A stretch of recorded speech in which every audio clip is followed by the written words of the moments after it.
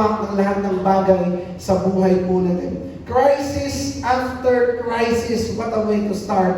January 2020, na po yung 2020 natin, what a way to start. Grabe po, dahil nangyayari. Pero ito po yung naniniwala po ko, still, ang Panginoong Diyos, mabuti po siya.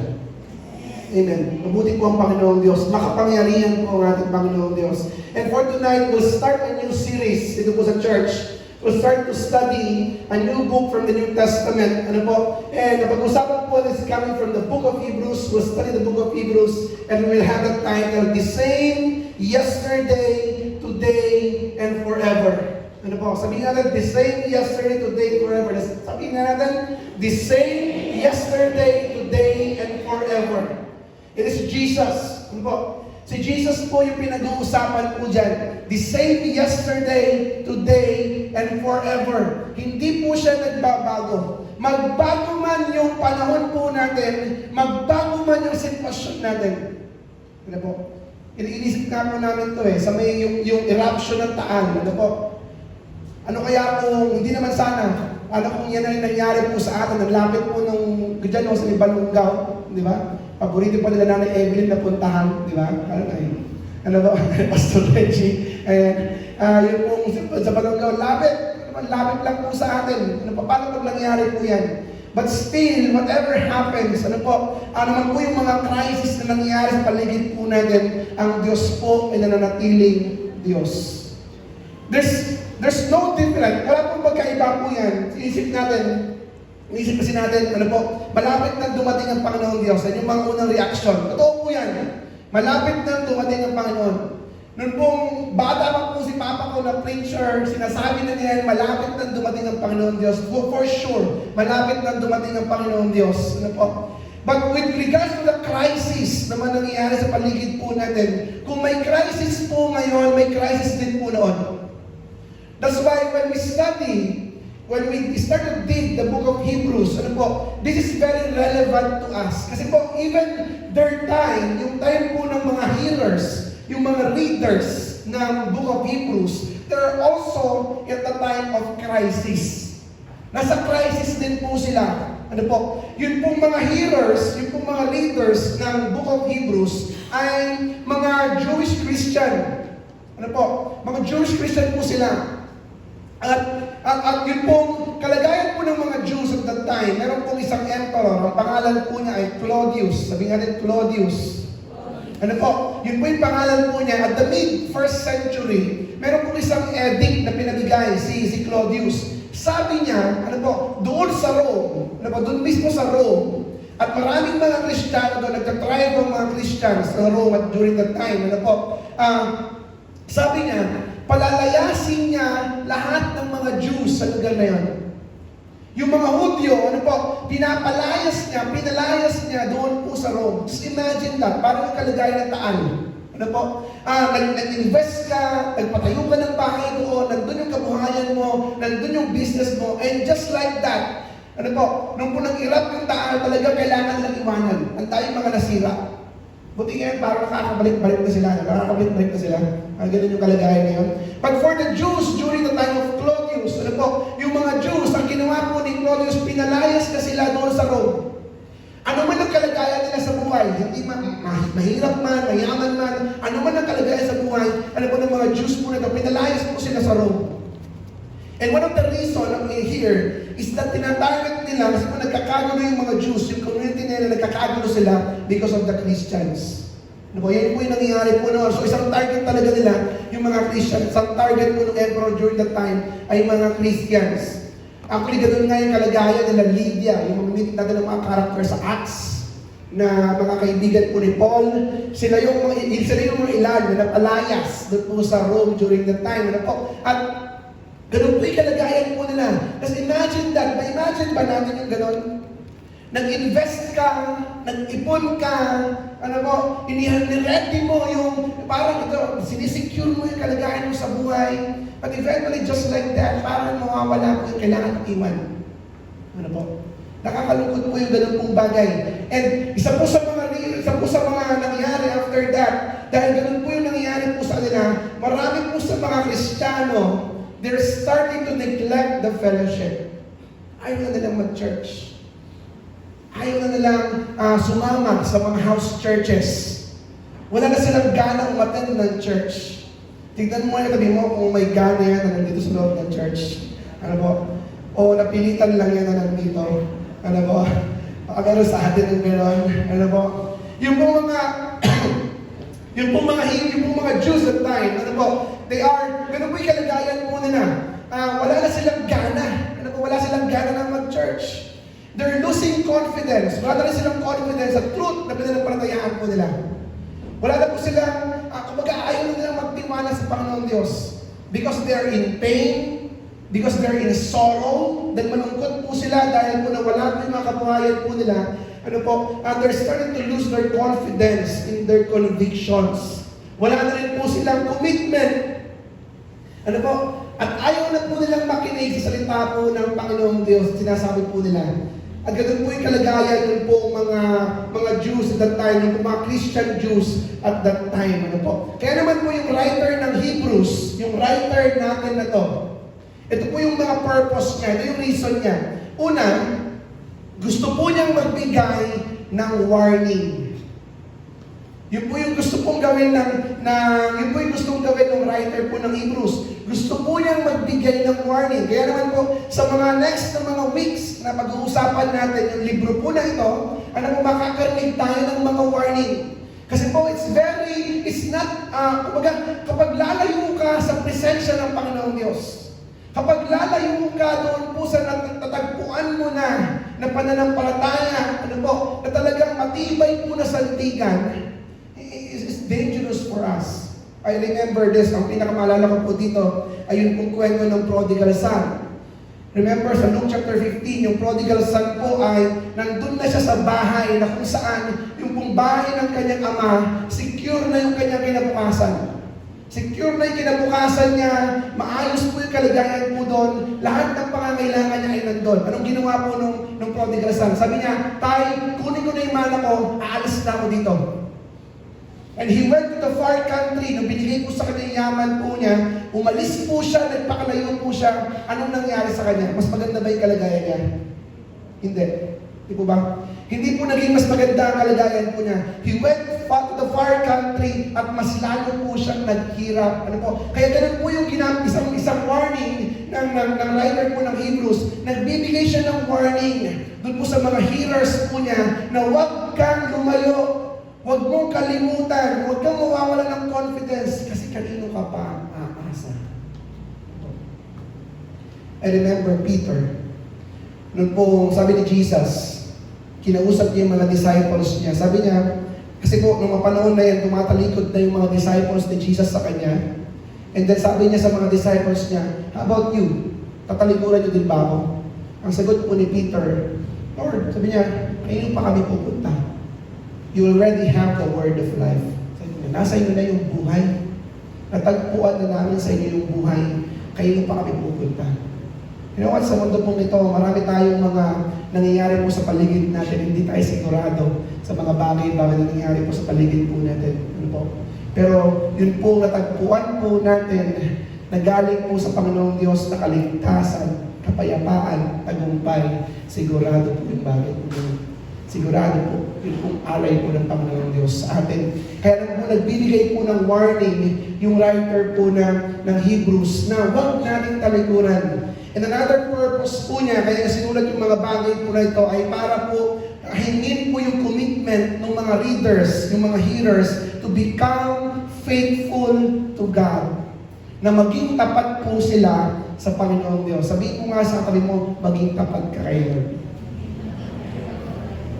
Po, kung meron po tayong hamon lagi sa buhay natin, ayun po, hamon po yan. Tatanong po natin lagi sa ilip po natin, Lord, ako ba ay tapat sa iyo? Lord, yung buhay ko ba ay maayos sa iyong harapan? Ano po? And yun po yung mga bagay-bagay na makikita po natin sa mga sunod po na linggo. But before we open yung pong Hebrews chapter 1, I just want to talk about this. Yung pong writer ng Hebrews. Yung pong writer ng Hebrews, sa mga, kung ito po ay parang tanong po natin, ano po, actually po, we're not sure kung sino po yung nagsulat. Some people think it's Paul, ano po, yun po yung common na pananaw. si Paul, but we're not sure if it's Paul. Kasi kung titignan natin yung mga sulat po ni Pablo, doon po sa bagong tipan, lahat yan may pangalan. Paul, nakalagay po yan. Ano po? But sa Hebrews, wala pong nakalagay na heading kung sino po nagsulat. So basically, we're not sure. But one thing, ano po na makita po doon, yun pong writer po ng libro po na ito, yung pong Hebrews, he is a very eloquent Greek orator. Ano po? Magaling po siyang magsalita. Ano po? Tanungin mo nga yung katabi mo, magaling ka bang magsalita? O mahilig ka lang magsalita? Tanungin mo nga siya, medyo magkaiba po kasi yun. Yung magaling, saka mahilig magsalita. Ano mo, magkaiba po yun. So, tanungin mo nga yung katabi mo. Ano po? So, ganun po yung kalagayan nito. Yung pong sunod po nito ay magaling magsalita. Ano mo, hindi, kumbaga piling-pili. Ano, piling-pili yung mga words niya. Piling-pili po yung mga gusto niya sabihin. Kasi minsan, kapag may ligyan tayo magsalita, hindi na napipili po minsan yung mga sinasabi po natin. Ano po? Sana hindi tayo ganun. Ano po? Pero what can I say with this? Ano po? Pwede ko sabihin po dito, yun pong writer po ng Book of Hebrews, hindi niya dinalikuran yung talent niya. Hindi niya dinalikuran yung talent po niya. Yung po isa po sa mga mag-a-agree, yung marami. Yung pong writer ng Hebrews, magaling po yan na talagang Greek orator. Actually po yung letter po na to is like a sermon letter. Ganun po yung kalagayan niya. Sermon siya na letter. Kasi po ganun po yung kalagayan noon. Gumagawa sila ng sermon, pinapadala, and then binabasa yan sa harapan ng church. Binabasa yan sa mga congregation. Ano po? Pinapasa yung sulat sa mga ibang church na naman, and then babasahin po nila. Ano po? So ganun po yung kalagayan na yan. And yun po, pagkakasulat po nito ay ibang-iba. Doon po sa mga sulat po ni Pablo, na talagang pilit-pili yung mga words na ginagamit po niya dito. A very, very good na Greek orator. And this is what we can say. Yun pong writer nito, hindi niya kinalimutan yung talent po niya nung naging Kristiyano siya. At ano po ginawa niya? Ginamit niya yung talent niya para po sa Panginoong Diyos. At saan tayo dito? As we continue in our faith, ano po, habang nagiging tapat tayo sa Panginoong Diyos, sana malaman natin yung ating galing. Saan ba tayo magaling? Ano ba, tanungin mo nga, tabi mo ulit. Tanungin mo nga siya, ano ba ang talent mo? Tanungin mo siya. Ano ba ang talent mo? Saan ka ba magaling? Tanungin mo nga siya. Ano bang sabi? Pa? Ano bang sabi? Secret. Kaya ng umaga, yung unang-una nila sinabi, kumain. Yan ang sabi nila. Ano mo? Kumain. Second service naman, matulog. Ayan yung mga talent natin. Ano mo? Ano man po yung mga talent natin, whoever we are, ano man po yung mga kaya natin gawin, our experiences, yung mga experiences natin, yun po kung sino po tayo, ano po meron po tayo, hindi mo kailangan po na itabi yung mga bagay po na yun, habang sinusunod mo si Lord, yung mga skills mo, yung mga talent mo, pwede mong gamitin po sa Panginoong Diyos. Amen po ba? Amen. Sana ganun po yung perspective po natin. And let's open Hebrews, ano po, nag-start kanina, yun po pagkakagawa po ng libro po na ito ay napakapiling-piling, yun po mga words po niya. So we open the book of Hebrews, Hebrews chapter 1 verse 1 to 3. Ito po yung sabi po niya. Long ago, at many times and in many ways, God spoke to our fathers by the prophets. But in these last days, He has spoken to us by His Son, whom He appointed the heir of all things, through whom also He created the world. He is the radiance of the glory of God and the exact imprint of His nature. And He upholds the universe by the word of His power. After making purification for sins, He sat down at the right hand of the Majesty on high. Sa Tagalog, ito po yung sabi po niya, noong una, nagsalita ang Diyos sa ating mga ninuno sa iba't ibang panahon at sa iba't ibang paraan sa pamamagitan ng mga propeta. Ngunit sa huling araw na ito, siya'y nagsalita sa atin sa pamamagitan ng kanyang anak. Sa pamamagitan ng anak ay nilikha ng Diyos ang sanlibutan at siya ang piniling tagapagmana ng lahat ng bagay. Nakikita sa anak ang kaluwalhatian ng Diyos. Kung ano ang Diyos, ay gayon din ang anak. Siya ang nag-iingat sa sansinukob sa pamamagitan ng kanyang mga pangyarihang salita. Pagkatapos siyang releasin tayo sa ating mga kasalanan, siya'y umupo sa kanan ng mga pangyarihan doon sa langit.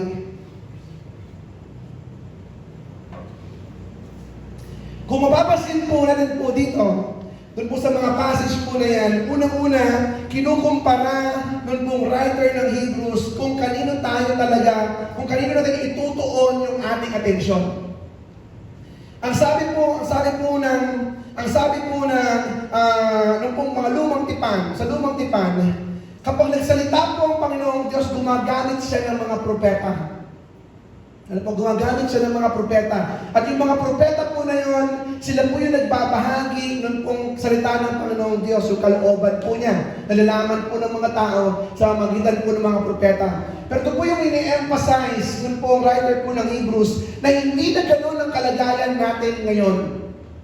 Hindi lang po tayo kung saan-saan makikinig. Ano po?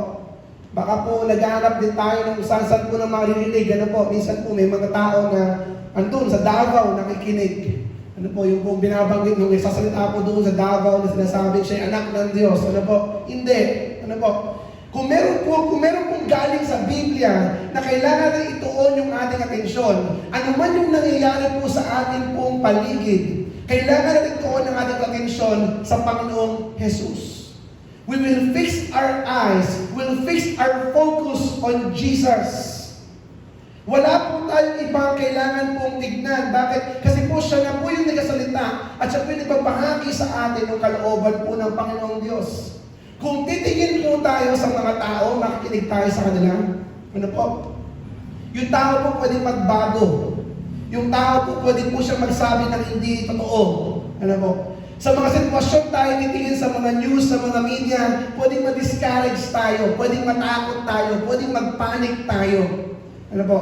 Binabanggit po nila ito kanina po, nabasa ko po yung isang post po ng kaibigan ko sa Facebook. Ito po yung sabi po niya. Sabi nga, nung daw panahon na nag-outbreak nagkaroon ng outbreak ng SARS.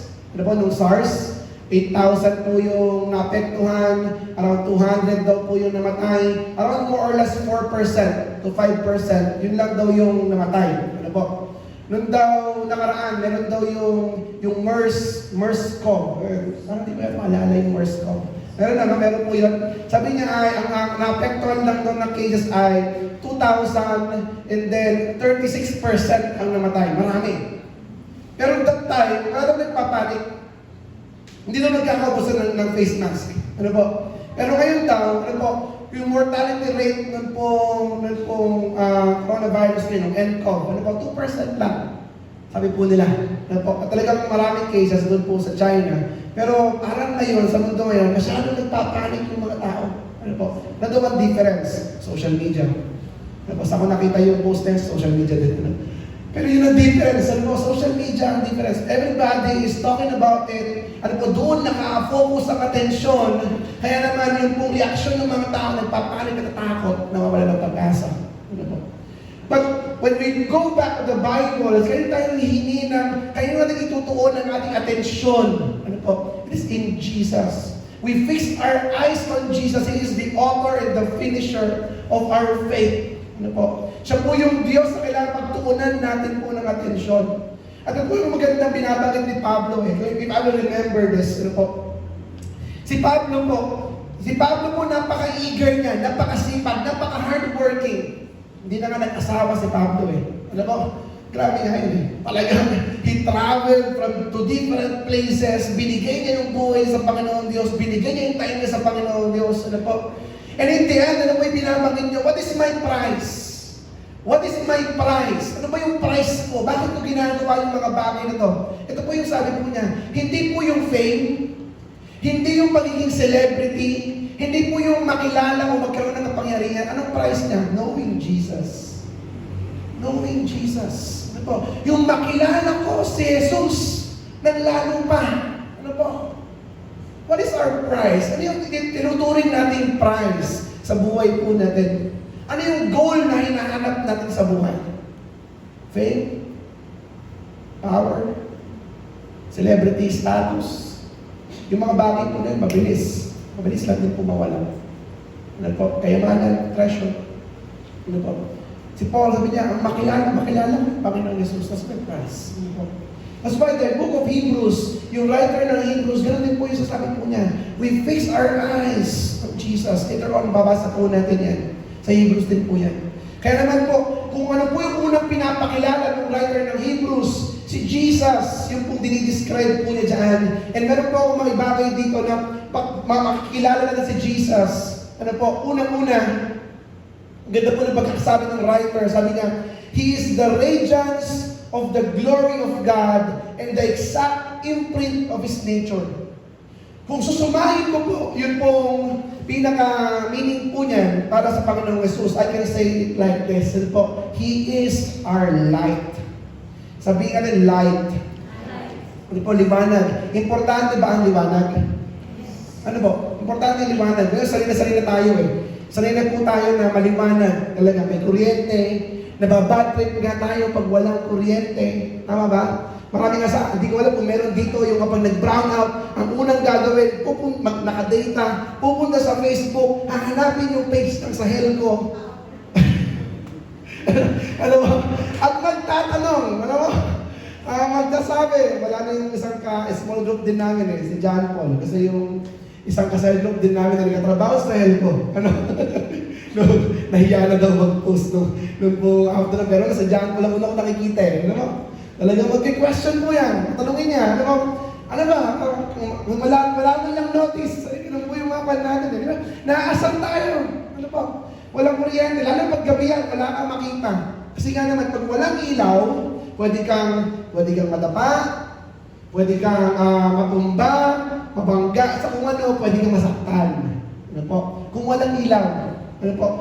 At dahil hindi mo nakikita kung saan ka pupunta, hindi mo nakikita kung ano yung direction mo, ano po, mahirap makita yung direction. The same way with Jesus. He is the light, ano po? He is the light of the world. He is the radiance of the glory of God. Parang kwan po yan. Yun pong ray ng araw sa mundo. Kung walang araw, hindi tayo tinatamaan noon pong sinag ng araw sa mundong ito, dito sa earth. Anong mangyayari sa earth? Alam ba natin? Kapag wala po yung sinag ng araw, hindi po tama yung sinag ng araw sa earth, anong mangyayari sa earth? Mag-freeze. Magiging-yelo. Hindi posible ang buhay. Ano po? Kaya importante po yung ray niya ng sun sa atin. Ganun po yung kalagayan. In the same way, ganun po yan. Ano po? Ang Panginoong Diyos, ano po? Siya po yung araw. Talaga. Liwanag po yan. Ano po? Pero yun pong Panginoong Jesus, siya po yung naging daan para maranasan natin ang Panginoong Diyos sa atin pong buhay. He is our light. At hindi lang po yun. That also speaks about the power of God. Makapangyarihan po ang Panginoong Diyos. Wala pong imposible po sa Kanya. Ano po? The God that we serve is mighty. Kaya sabi sa Kanya, what a mighty God we serve. Ano po?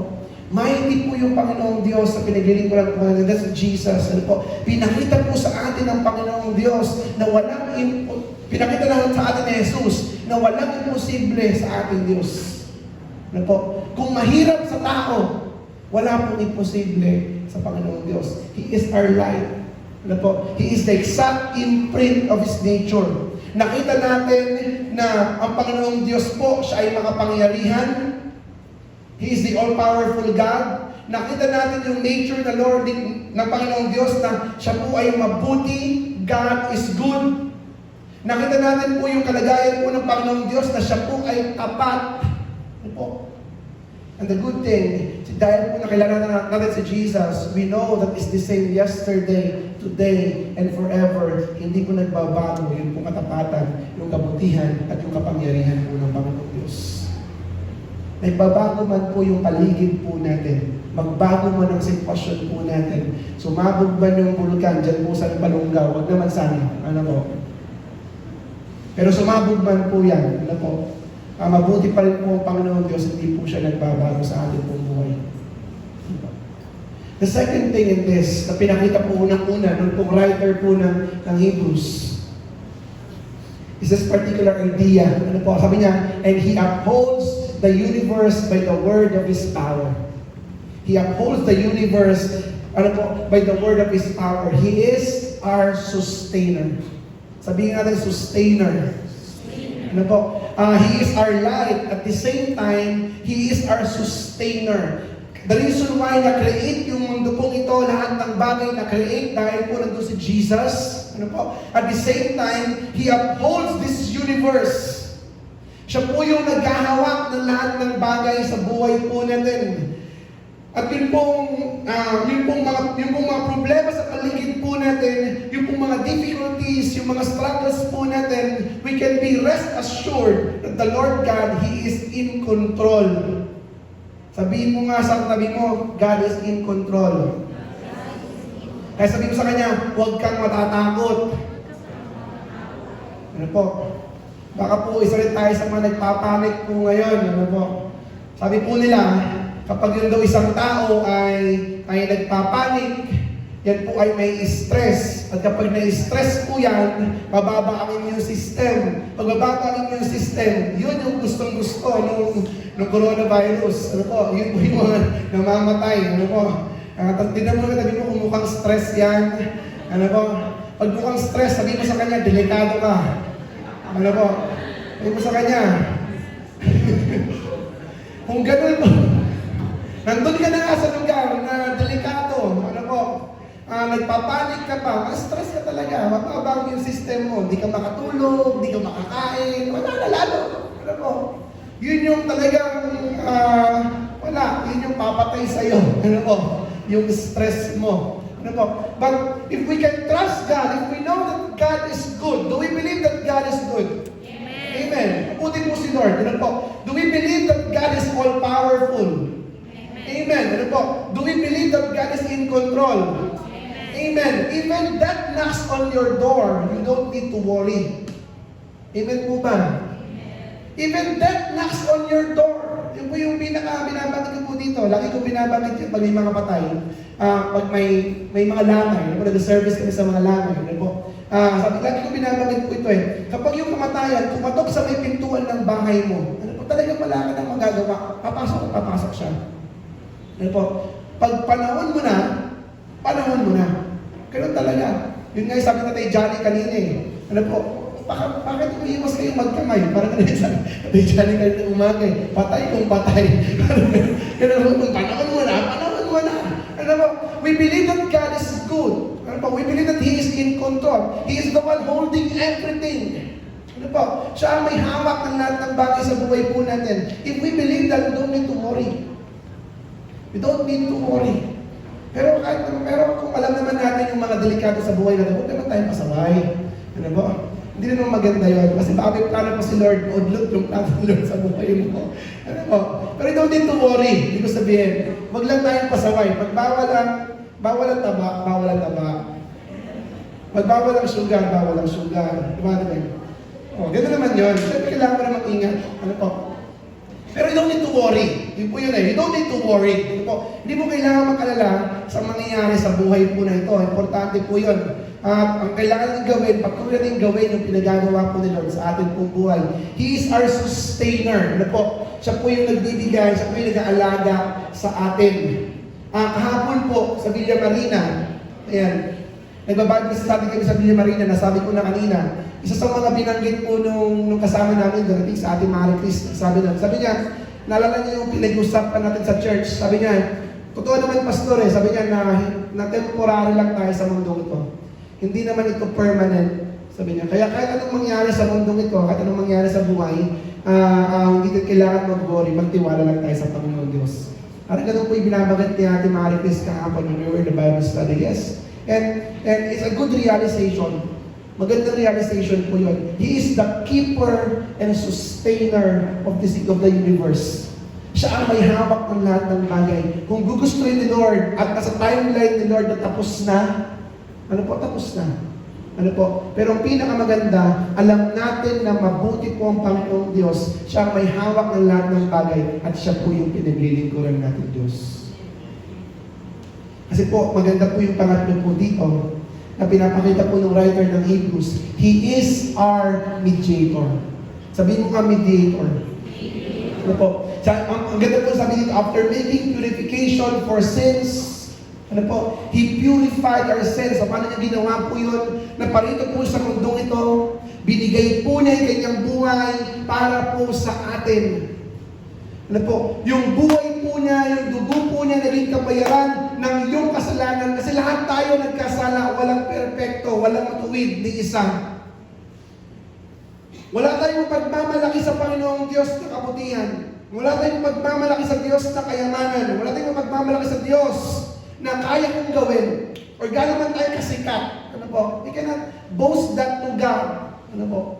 Lahat tayo ay may imperfection. Ano po? Dahil sa mga kasalanan natin, ang binabanggit ng Biblia, ang kabayaran ng kasalanan ay kamatayan. Maliit man yan na kasalanan, malaki man yan kasalanan, ano po? The same. Kabayaran po niyan, kamatayan. Maliit man yan na kasalanan, malaki man yan na kasalanan, nakaka-guilty. Ano po? Nakakadagdag ng wrinkles. Iniipon natin yung mga skeleton in the closet natin. Ano po? Yung mga sana magmakita ng iba. Sana magpalaman ng iba. Ano po? Iniipon natin yung mga bagay na yun.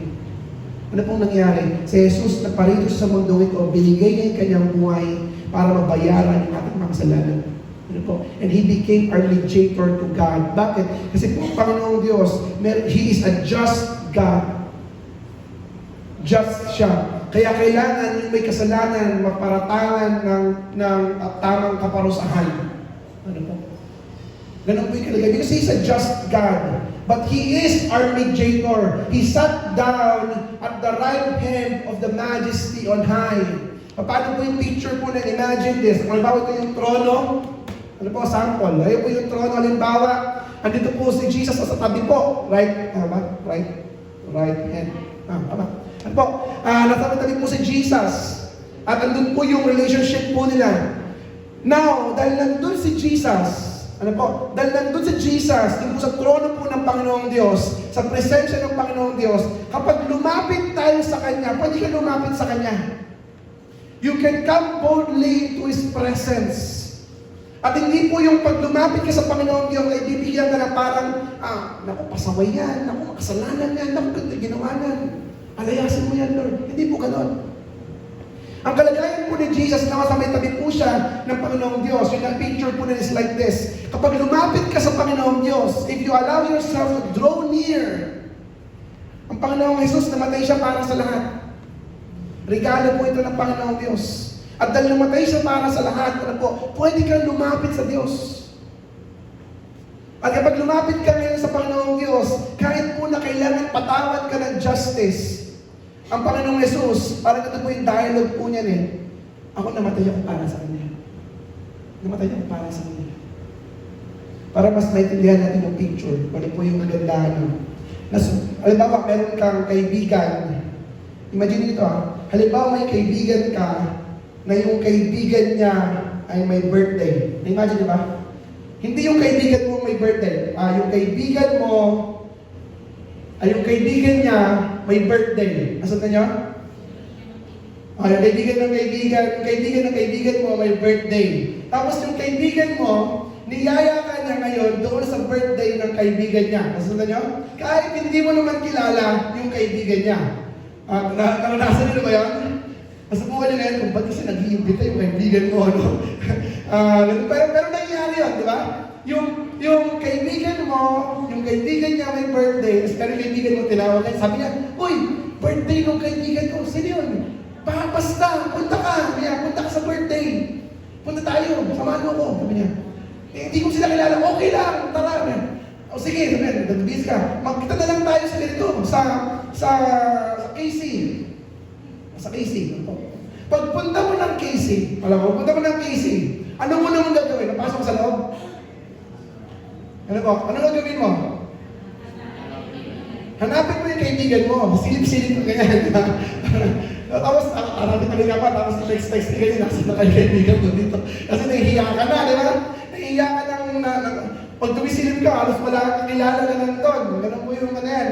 Tapos nakita mo, ito yung pinakamasaklap, nakita mo yung kaibigan mo, kumakaway ka. Di ba? Tapos yung kaibigan mo, hindi ka pinapansin, di ba? Ganun yung pinakamasaklap doon. Ano ba? Pero yung kaibigan mo, yun yung mag-vouch sa'yo eh.